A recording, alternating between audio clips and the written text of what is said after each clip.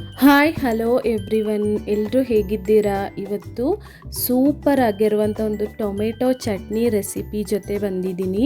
ಈ ವಿಡಿಯೋ ನೋಡ್ತಾ ಇರಬೇಕಾದ್ರೆ ನಿಮಗೆ ಇಷ್ಟ ಆದರೆ ಒಂದು ಲೈಕ್ ಬಟನನ್ನು ಪ್ರೆಸ್ ಮಾಡಿ, ಹಾಗೆ ಚಾನಲ್ ಸಬ್ಸ್ಕ್ರೈಬ್ ಮಾಡಿ, ಸಪೋರ್ಟ್ ಕೂಡ ಮಾಡಿ.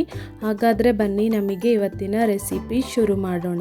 ಇದಕ್ಕೋಸ್ಕರ ನಾನಿಲ್ಲಿ ಒಂದು 3 ಟೊಮೆಟೊನ ಮಿಕ್ಸಿ ಜಾರಿಗೆ ಹಾಕ್ತಾ ಇದ್ದೀನಿ.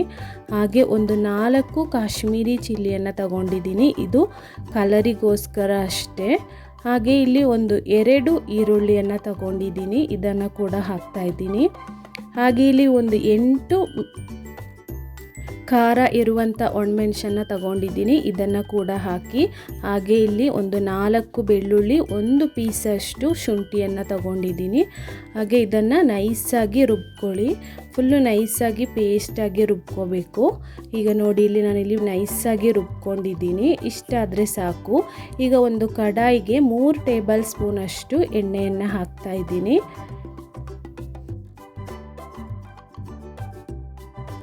ಎಣ್ಣೆ ಬಿಸಿ ಆಗಲಿ. ಎಣ್ಣೆ ಬಿಸಿ ಆದಮೇಲೆ ಇದಕ್ಕೆ ಸ್ವಲ್ಪ ಸಾಸಿವೆಯನ್ನು ಹಾಕ್ತಾ ಇದ್ದೀನಿ. ಹಾಗೆ ಸಾಸಿವೆ ಸಿಡಿದ ಆದಮೇಲೆ ಇದಕ್ಕೆ ಒಂದು ಅರ್ಧ ಸ್ಪೂನಷ್ಟು ಜೀರಿಗೆಯನ್ನು ಹಾಕ್ತಾ ಇದ್ದೀನಿ.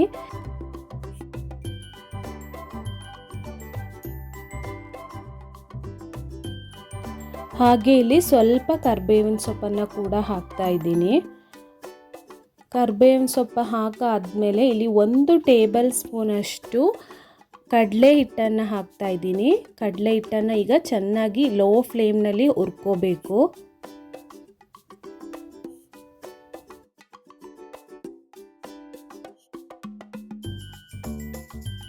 ಈಗ ಇದು ಫ್ರೈ ಆಗಿ ಬಂದಿದೆ, ಇಷ್ಟ ಆದರೆ ಸಾಕು. 1 ನಿಮಿಷಗಳ ಕಾಲ ಫ್ರೈ ಮಾಡಿ ಸಾಕಾಗ್ತದೆ. ಆದಮೇಲೆ ನಾವು ಮಿಕ್ಸಿ ಮಾಡಿಟ್ಟಿರುವಂತಹ ಟೊಮೆಟೊ ಪೇಸ್ಟನ್ನು ಹಾಕಬೇಕು. ಈಗ ಒಂದು ಸಲ ಚೆನ್ನಾಗಿ ಇದನ್ನು ಮಿಕ್ಸ್ ಮಾಡ್ಕೊಳ್ಳಿ.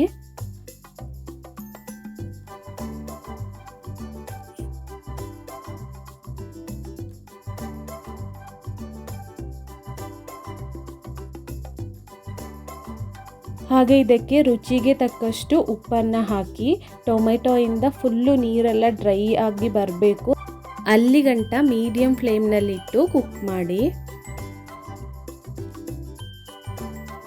ಈಗ ನೋಡಿ ಟೊಮೆಟೊದಲ್ಲಿ ಇದ್ದಂಥ ನೀರೆಲ್ಲ ಫುಲ್ಲಾಗಿ ಡ್ರೈ ಆಗಿ ಬಂದಿದೆ, ಇಷ್ಟ ಆದರೆ ಸಾಕು.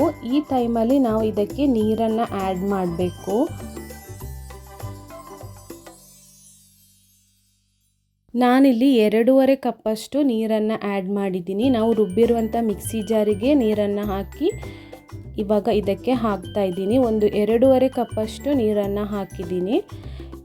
ನಿಮಗೆ ತಿಕ್ಕಾಗಿ ಬೇಕಿದ್ದರೆ ಸ್ವಲ್ಪ ಕಮ್ಮಿ ಹಾಕ್ಬೋದು, ಇಲ್ಲಾಂತ ಹೇಳಿದರೆ ನಾನಿಲ್ಲಿ ಇಡ್ಲಿಗೋಸ್ಕರ ಮಾಡೋದ್ರಿಂದ ಸ್ವಲ್ಪ ಲೂಸಾಗಿ ಮಾಡ್ತಾ ಇದ್ದೀನಿ. ನೀವು ದೋಸೆಗೆಲ್ಲ ಮಾಡಬೇಕಾಗಿದ್ದರೆ ಸ್ವಲ್ಪ ಗಟ್ಟಿಯಾಗಿ ಮಾಡ್ಬೋದು. ಇದು ಚೆನ್ನಾಗಿ ಕುದಿ ಬರಲಿ, ಅಲ್ಲಿಗಂಟ ವೆಯ್ಟ್ ಮಾಡೋಣ. ಈಗ ನೋಡಿ ಚೆನ್ನಾಗಿ ಕುದಿ ಬಂದಿದೆ. ಕುದಿ ಬಂದಮೇಲೆ ಈ ಥಿಕ್ನೆಸ್ಸಲ್ಲಿ ಇದೆ. ನಿಮಗೆ ಜಾಸ್ತಿ ಗಟ್ಟಿ ಬೇಕಿದ್ದರೆ ನೀವು ಕಡಲೆ ಹಿಟ್ಟನ್ನು 2 ಟೇಬಲ್ ಸ್ಪೂನಷ್ಟು ಯೂಸ್ ಮಾಡ್ಬೋದು. ನಾನಿಲ್ಲಿ 1 ಟೇಬಲ್ ಸ್ಪೂನಷ್ಟು ಮಾತ್ರ ಯೂಸ್ ಮಾಡಿದ್ದೀನಿ. ದೋಸೆಗೆಲ್ಲ ಮಾಡಬೇಕಾದ್ರೆ ಸ್ವಲ್ಪ ಗಟ್ಟಿ ಇದ್ದರೆ ಚೆನ್ನಾಗಿರುತ್ತೆ, ಇಡ್ಲಿಗೆಲ್ಲಾದರೆ ಸ್ವಲ್ಪ ಲೂಸಾಗಿದ್ದರೆ ತುಂಬಾ ಚೆನ್ನಾಗಿರುತ್ತೆ. ಇಷ್ಟೇ ಸಿಂಪಲಾಗಿ ಮಾಡ್ಬೋದಾದ ಚಟ್ನಿ ಇದು. ಕೊನೆಯಲ್ಲಿ ಸ್ವಲ್ಪ ಕೊತ್ತಂಬರಿ ಸೊಪ್ಪನ್ನು ಹಾಕಿದ್ರೆ ಆಯಿತು. ಸಿಂಪಲ್ ಹಾಗೆ ಟೇಸ್ಟಿಯಾಗಿರುವಂತಹ ನಮ್ಮ ಟೊಮೆಟೊ ಚಟ್ನಿ ಇಲ್ಲಿ ರೆಡಿಯಾಗಿದೆ. ಇಡ್ಲಿ ಹಾಗೆ ದೋಸೆ ಜೊತೆ ತುಂಬಾ ಚೆನ್ನಾಗಿರುತ್ತೆ. ನೀವು ಈ ರೆಸಿಪಿಯನ್ನು ಟ್ರೈ ಮಾಡಿ ನೋಡಿ, ಹಾಗೆ ನಿಮ್ಮ ಫೀಡ್ಬ್ಯಾಕನ್ನು ಕಮೆಂಟ್ ಮೂಲಕ ತಿಳಿಸಿ. ನಿಮಗಿಷ್ಟ ಆದರೆ ನಿಮ್ಮ ಫ್ರೆಂಡ್ಸ್ ಹಾಗೆ ಫ್ಯಾಮಿಲಿ ಜೊತೆ ಈ ವಿಡಿಯೋವನ್ನು ಶೇರ್ ಮಾಡ್ಕೊಳ್ಳಿ. ಹಾಗೆ ಈ ವಿಡಿಯೋ ನೋಡ್ತಾ ಇರಬೇಕಾದ್ರೆ ನಿಮಗಿಷ್ಟ ಆದರೆ ಒಂದು ಲೈಕ್ ಬಟನನ್ನು ಪ್ರೆಸ್ ಮಾಡೋದನ್ನು ಮರಿಬೇಡಿ. ಹಾಗೆ ಯಾರೆಲ್ಲ ಚಾನಲ್ ಸಬ್ಸ್ಕ್ರೈಬ್ ಮಾಡಿಲ್ಲ ಪ್ಲೀಸ್ ಸಬ್ಸ್ಕ್ರೈಬ್ ಮಾಡಿ, ಸಪೋರ್ಟ್ ಕೂಡ ಮಾಡಿ. ಮುಂದೆ ಒಳ್ಳೆ ವೀಡಿಯೋಸ್ಗಳ ಜೊತೆ ಹೀಗೆ ಬರ್ತಾ ಇರ್ತೀನಿ, ಹೀಗೆ ಸಪೋರ್ಟ್ ಮಾಡ್ತಾ ಇರಿ. Thank you.